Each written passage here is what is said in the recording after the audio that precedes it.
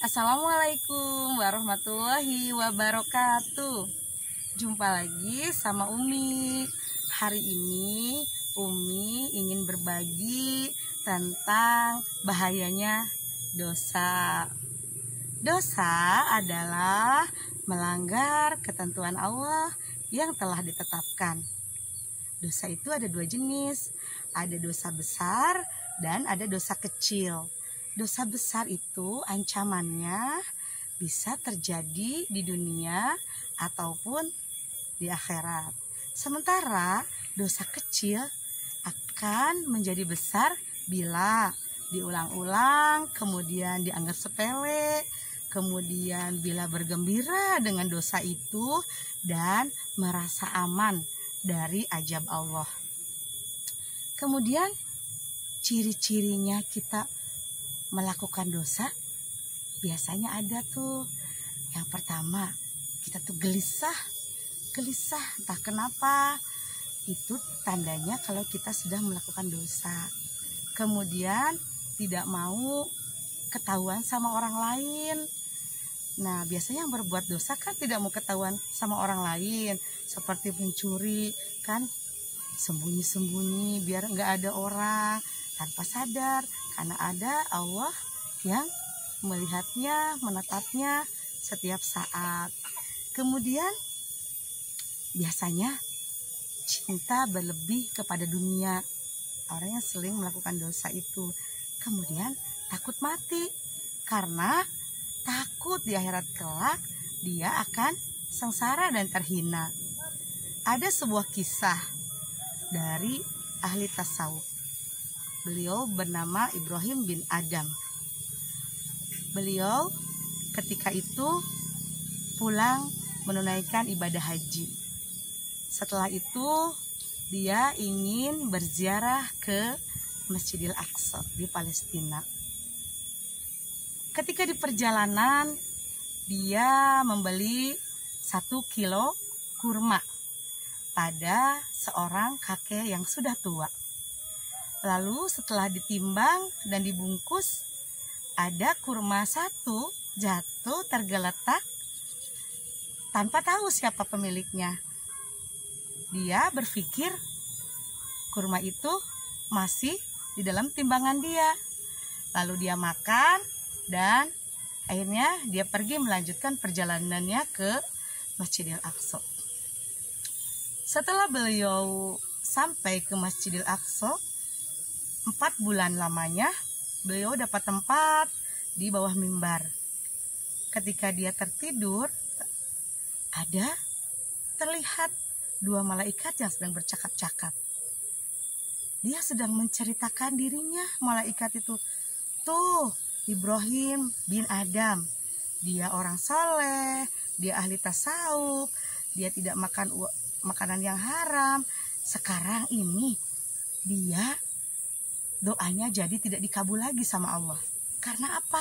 Karena dia makan 1 biji kurma dari kakek tua di Mekah. Dia memakannya yang bukan haknya. Lalu Ibrahim bin Adam ini terbangun. Dia teringat 4 bulan yang lalu sebelum perjalanan ke Al-Aqsa, beliau makan kurma dari tukang kurma yang sudah tua itu, yang dia sangka 1 biji kurma itu sudah masuk ke timbangannya. Ternyata itu belum. Akhirnya beliau balik lagi ke Mekah dan mencari bapak tua yang jualan kurma itu.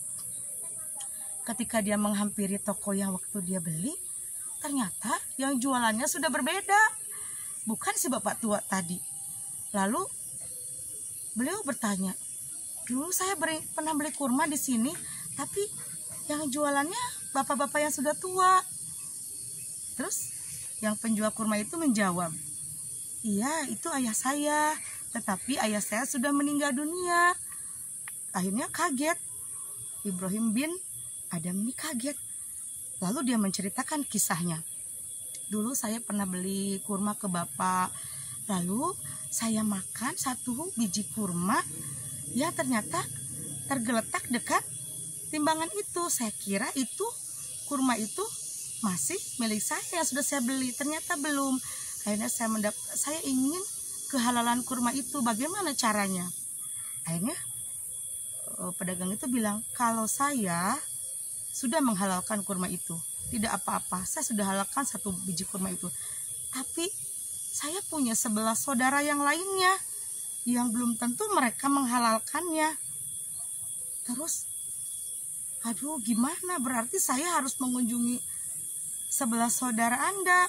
Iya, mana saudara-saudara saya rumahnya berjauhan, tapi tetap saja Bapak harus minta kehalalan dari semua saudara saya. Akhirnya Ibrahim bin Adam itu mengunjungi satu persatu saudaranya itu, meminta kehalalan dari 1 biji kurma.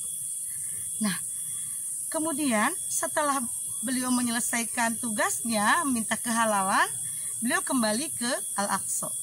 Lalu di situ terlihat ketika dia sedang tidur, terlihat ada malaikat yang sedang membicarakan dia. Ternyata sekarang Ibrahim bin Adam itu doanya sudah dikabulkan sama Allah, karena beliau sudah minta kehalalan dari 1 biji kurma itu. Kita ambil hikmahnya dari kisah itu. Maka dari itu kita berhati-hati ketika kita membeli, jangan langsung mencoba, karena belum tentu yang kita rasakan itu halal. Kemudian ketika kita berada di tempat-tempat memetik 1 pohon daun, 1 daun, itu juga tidak boleh ya. Hal-hal yang kecil seperti itu sepertinya sepele, ternyata di mata Allah itu luar biasa. Makanan yang tidak halal yang masuk ke dalam diri kita akan menyebabkan doa-doa kita tertolak.